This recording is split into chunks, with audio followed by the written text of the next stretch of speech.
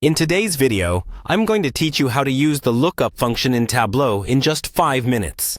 Whether you're a seasoned data analyst or just getting started with Tableau, mastering this function is essential for making your data analysis more powerful and insightful. First, you'll want to open the Tableau app.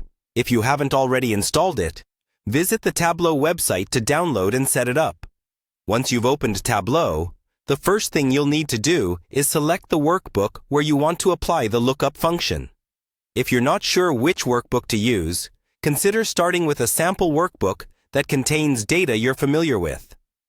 This way, it will be easier to see how the lookup function can help analyze your data. With your workbook selected, the next step is to create a window calculation.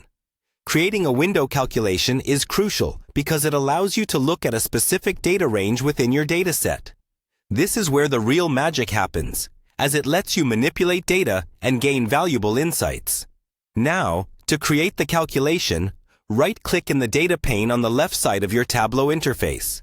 This is your central hub for all things data-related within your workbook. By right-clicking, you'll get a context menu with various options that can help you create new insights from your data. From the context menu, click on Create Calculated Field. Doing this will open a dialog box where you can enter your formula.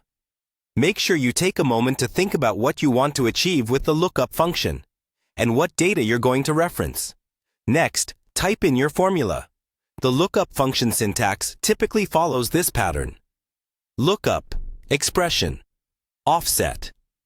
The expression is the field or calculation you want to apply the lookup function to, while the offset is an integer that specifies how many positions you want to look backward or forward in your data. If you're unsure what to use, a 0 offset will reference the current row, a negative number will look backward, and a positive number will look forward. Once your formula is typed in and you're satisfied with your setup, the next step is to drag this new calculated field to the rows shelf. By placing it on the rows shelf, you can see how your calculation affects the data visually and make any necessary adjustments to your formula right here. Those are the essential steps to using the lookup function in Tableau. Remember, practice makes perfect, so don't hesitate to experiment with different expressions and offsets to see how they impact your data analysis. Thanks for watching, and I hope this tutorial helps you make more sense of your data. See you in the next video.